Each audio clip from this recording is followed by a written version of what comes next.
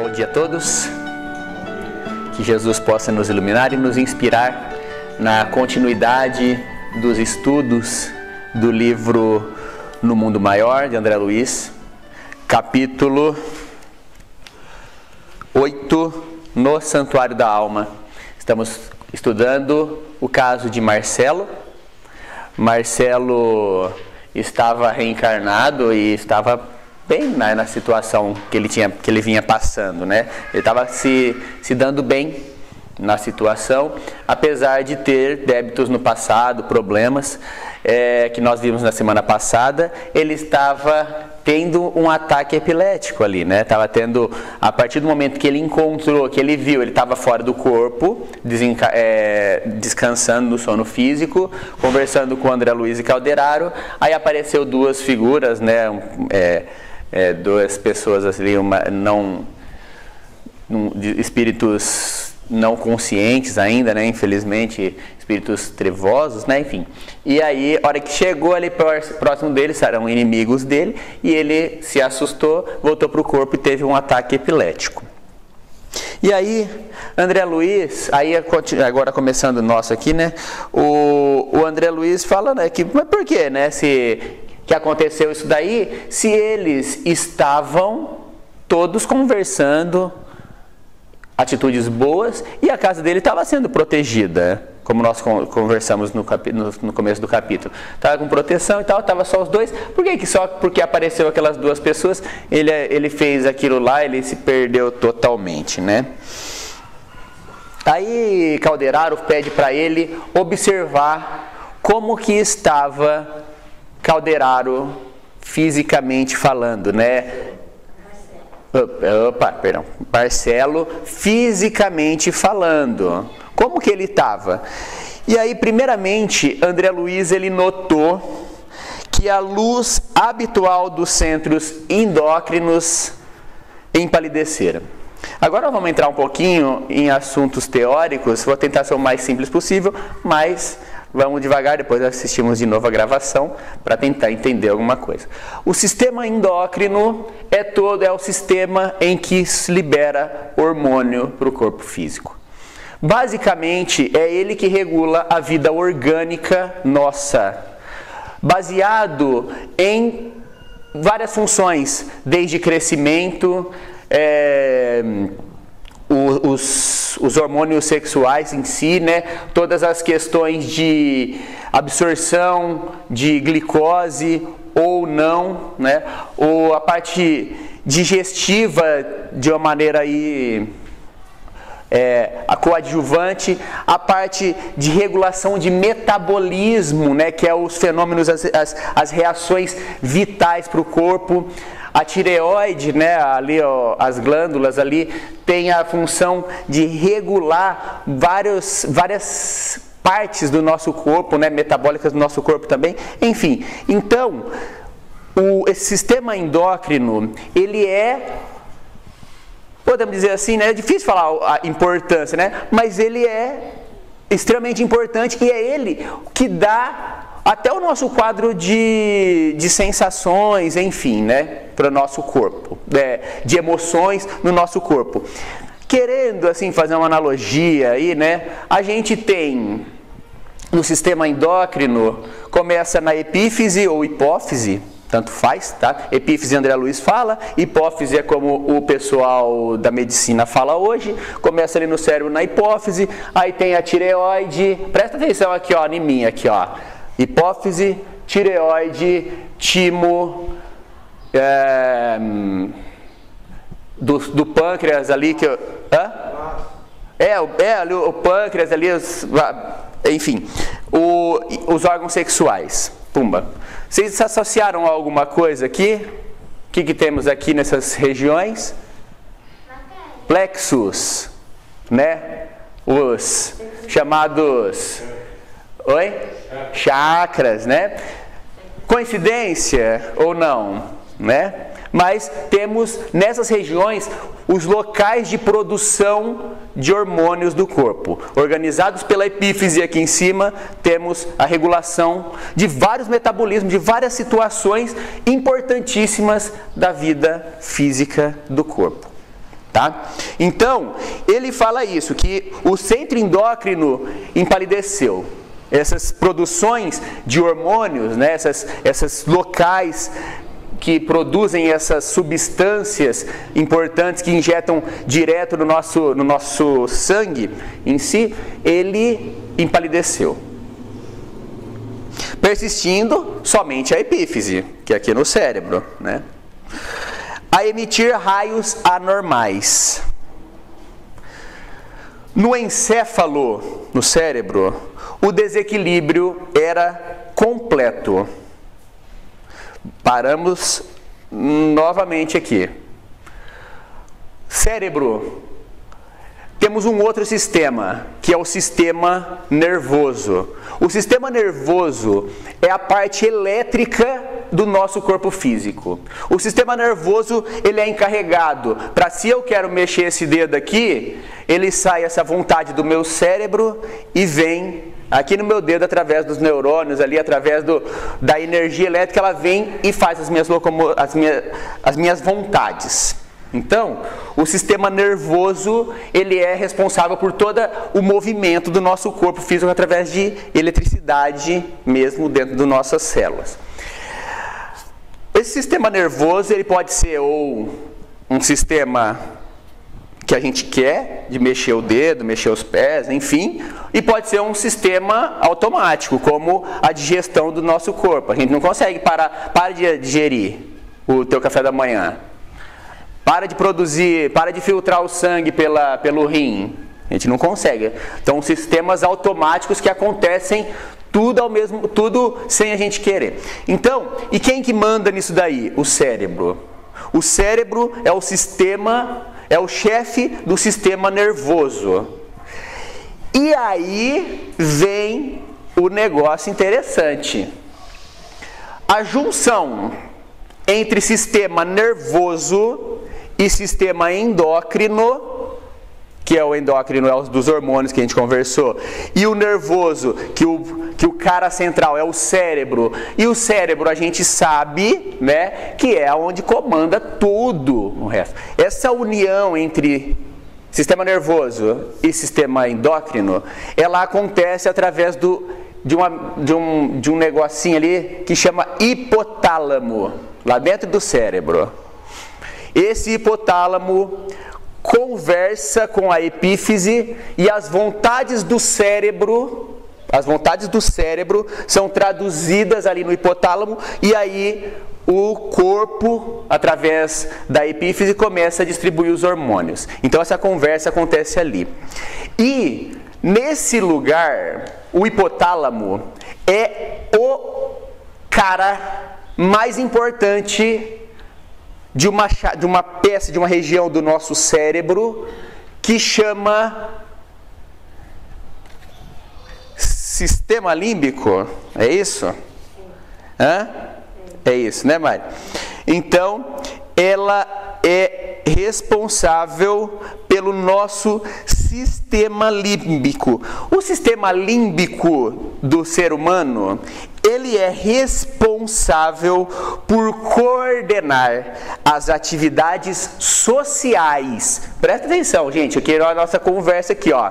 Nessa região, o hipotálamo é o principal, mais importante da região do cérebro, que coordena, de uma região ali do cérebro, que coordena as nossas funções sociais, que possibilitam a manutenção da nossa espécie em vida em sociedade. É ali que coordena o centro das emoções, das memórias, das vontades, dos desejos. Esse sistema límbico. Você sabe aonde que está o hipotálamo e a epífise, né? Se a gente colocar a mão aqui, ó, no meio do olho, aqui, ó, aqui no meio, pumba!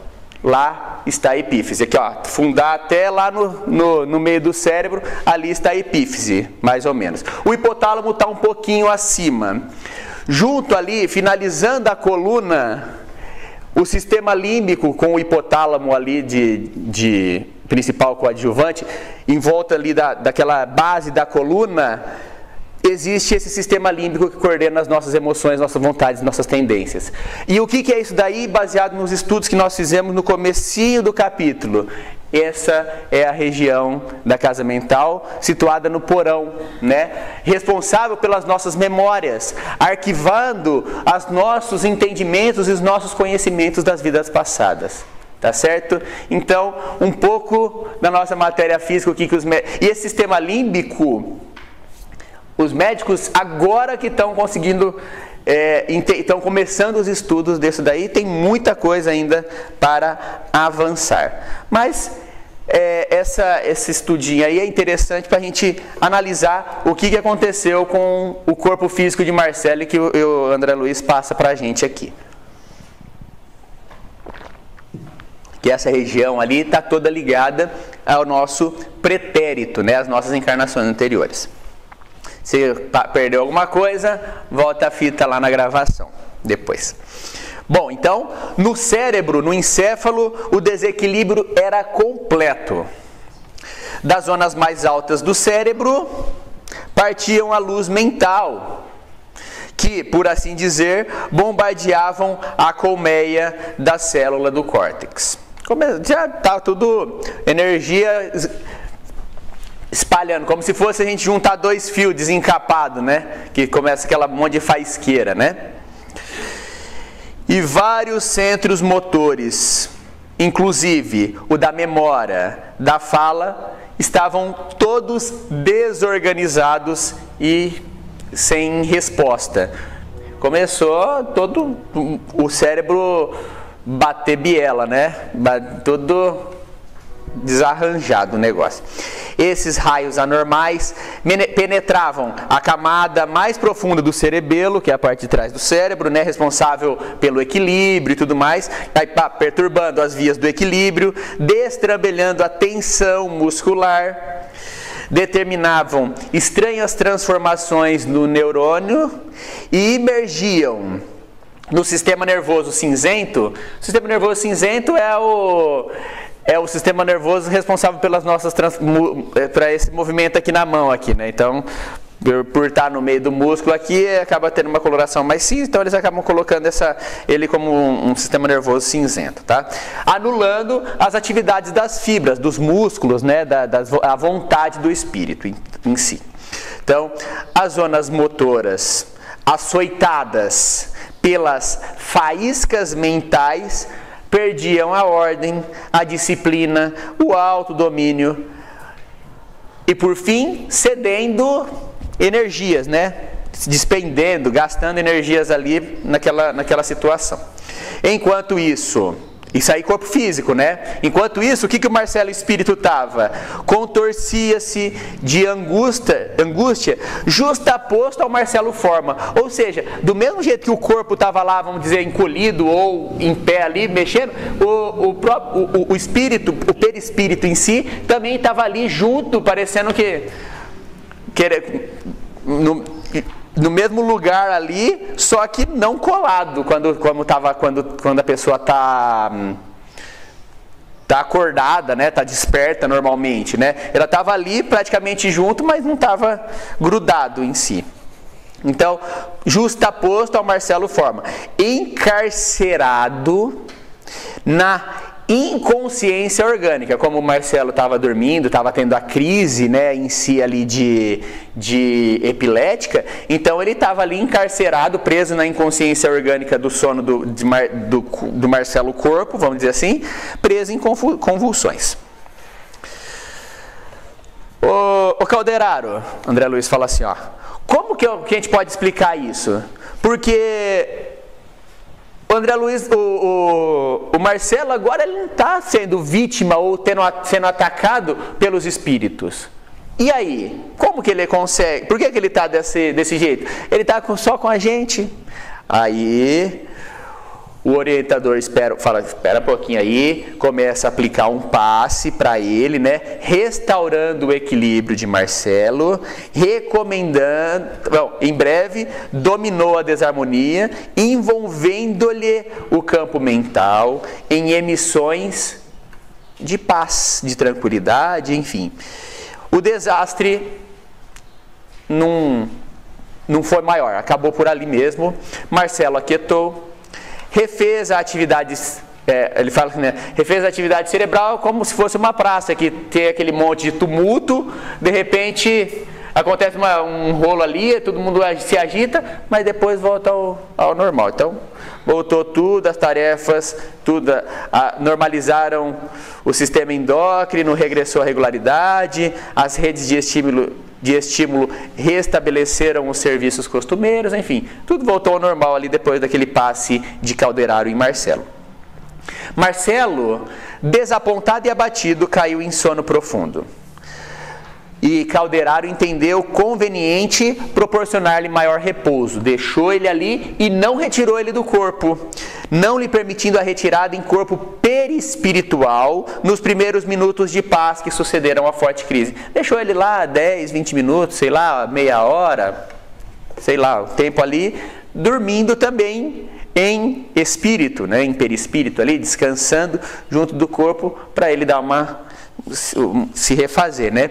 Para quem acha muito estranho dormir no plano espiritual, a gente tem lá no nosso lar o caso, né, quando André Luiz também trabalha 12 horas lá, ele vai encontrar a mãe, ele encontra a mãe em sonho. Então, espírito desencarnado também dorme, tá?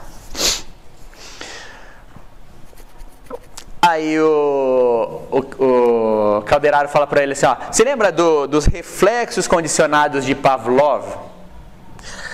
André Luiz lembrou.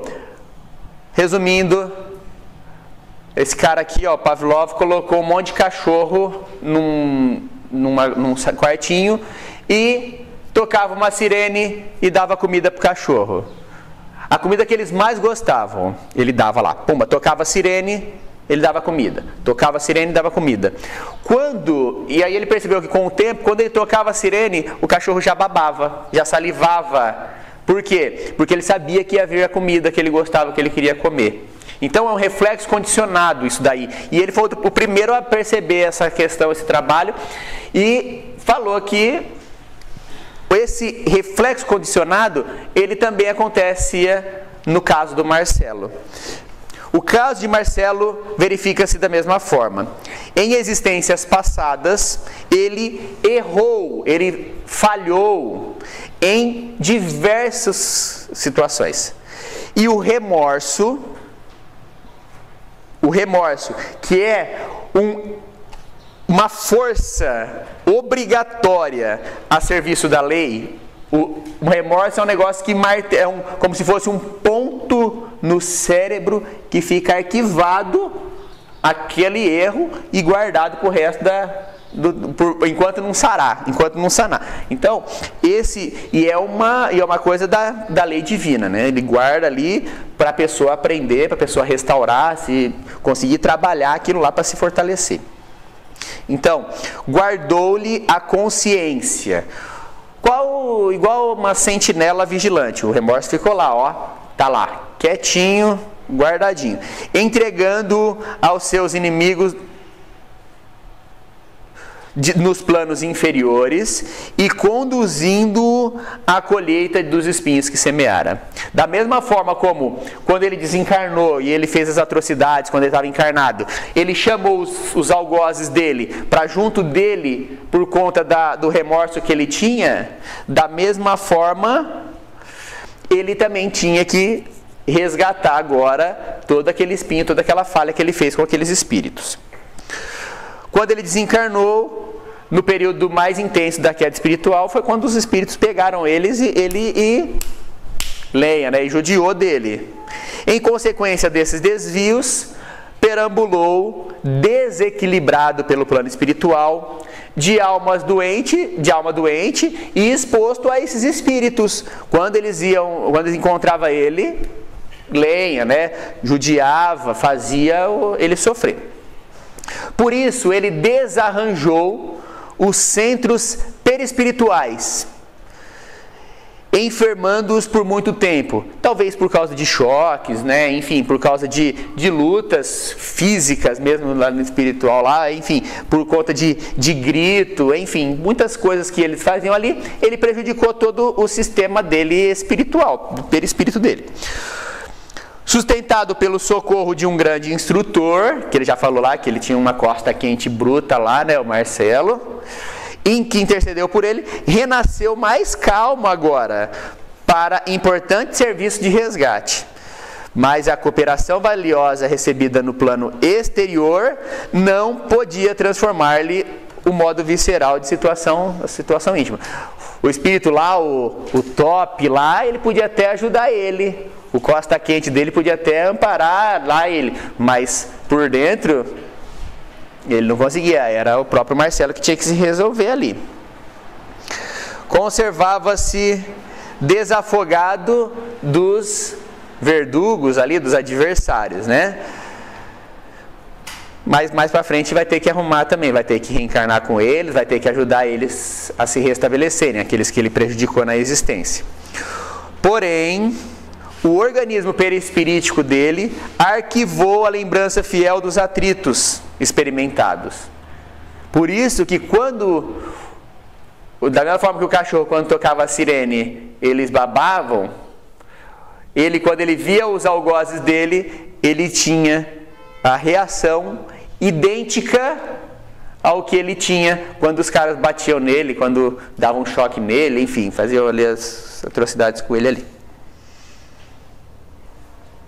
As zonas motoras de Marcelo, por conta disso, simbolizando a moradia das forças conscientes em sua atualidade de trabalho, constituem uma região perispiritual em convalescência. Olha que interessante, tá? Essas forças motoras, essas energias aí dele, né, do perispírito dele, está recuperando ainda, está em processo igual acontece com as cicatrizes no corpo físico. Ele tem a cicatriz no corpo espiritual.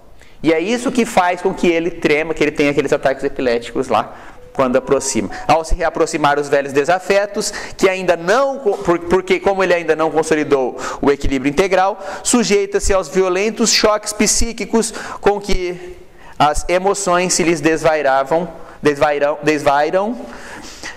afastando-se da necessária harmonia. A mente, o que é a mente? É o espelho da vida, né? Como Emmanuel fala no livro Pensamento e Vida. A mente, sendo a sede do espírito, eu acredito, gente, isso aí é a opinião do Jefferson, né? Eu acredito que como que o espírito quisesse descolar do próprio perispírito. E aquilo causava um choque tão grande na mente que, como nós dizemos aqui, né, colocar, tipo, como se a gente corta um fio, não sei se vocês já cortaram, pegar a energia que está correndo aqui, cortar o fio no meio com alicate, assim, né, ó, que vai pular a corrente, vai dar aquele choque, né, puf. E era mais ou menos aquilo lá, ele tentava sair aquela faísca, aquele monte de energia desperdiçando. Por quê? Porque espírito em si é uma centelha divina, centelha é o quê? É uma luz, é uma chama ali, né? Então, de alguma forma aquilo ali faiscava na mente ali, né? E desequilibrava toda a parte orgânica dele. Então a mente abandona o leme. O que é o leme? É como se fosse o volante da organização perispirítica. Entendeu? Então, e aí, se a parte inteligente do perispírito tenta abandonar o próprio perispírito, que acontece? E consequentemente também o corpo físico, né? A reação no corpo físico, porque o perispírito está ligado no corpo, o corpo, o perispírito e a própria mente assume condições loucas, né? Excêntrica, diferente. Dispersa energias que lhes são peculiares em movimentos desordenados. Passam então essas energias a se atritarem e emitir radiações de baixa frequência. Isso aqui, gente, mais para frente não vai entender isso aí. Eu entendi muita coisa, energia de baixa frequência, né? Aproximadamente igual a daquele incidia o pensamento alucinado de suas vítimas. Ele recebia, ele estava acontecendo ali nele o que acontecia nele quando as vítimas iam em cima dele e judiavam dele. Essas emissões destruidoras invadem a matéria do cérebro, assenhoreiam-se dos centros corticais, da regiãozinha da fala, da audição, região motora, vai pegando o cérebro ali, utilizam, perturbam tudo essas coisas, a sede da memória, da fala, da audição, da sensibilidade, a visão, enfim. E aí temos o grande mal da sintomologia aparatosa, ou seja, nós temos isso aí que você está vendo, resumindo, esse destrambelho todo. Por conta dessas falhas, por conta de tudo dessas reações em cadeia, o resultado é isso aí que você está vendo. Que você estava vendo, né? Porque na hora ele não estava acontecendo. Determinando convulsões nas quais o corpo físico, prostrado, né, cansado, vencido, é como se fosse uma embarcação num mar, no meio da tempestade e sem um motor, sem um leme ali, sem nada, né? Tá ali, conduzido à deriva lá, ao bel prazer. Beleza, gente? Para finalizar aqui, só a última frase aqui, né? As elucidações de Calderaro: enchia-me de respeito pelos fundamentos da vida. André Luiz fala. Compreendia agora a impossibilidade de uma psiquiatria sem a noção do espírito. Mexer na mente sem entender de espírito é buscar causa sem saber buscar o efeito sem saber as causas, né? Porque a causa está sempre no espírito. O destrambelho mental está sempre por conta do governador da mente. E quem que é o governador da mente do corpo? O próprio espírito. Aí ele fala aqui, né? Olha, isso aí me deixou, me fez lembrar esses tantos estudiosos aí da fisiologia, da psicologia que disputavam, né? Ele coloca Mesmer, Charcot, Pinel, Broca, Broca, sei lá, né? O tanto desses caras foram importantes. Quem que são esses caras? Nós não vamos pegar e falar aqui muita coisa aqui, né? Mas resumidamente, antigamente as pessoas usavam choques em hospital psiquiátrico, colocava o cara na mesa deitado e girava as pessoas até a pessoa perder a consciência. Dava um banho de água gelada no louco, né? E essas pessoas aqui, Charcot, Pinel, o próprio Mesmer, né, que era Kardec ali, olhou e foi discípulo, né, gostava das ideias da magnetização dele, enfim.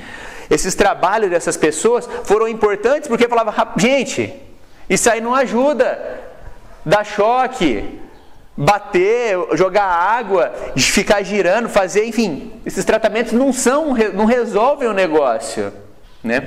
E eles são à frente do tempo, porque eram motivos de chacota, motivos de brincadeira, porque as pessoas achavam que aquilo ali que resolvia. E ele percebeu, André Luiz percebia o quanto que a psiquiatria e a psicologia em si, né, todas essas áreas de atuação da mente, é importantíssimo olhar do ponto de vista espiritual, né, que é a raiz de todos os problemas, né, que é a causa de todas as situações ali de destrambelho. Muito obrigado a todos. Semana que vem o João de Jesus finaliza o capítulo 8. Muito obrigado a todos. Muita paz.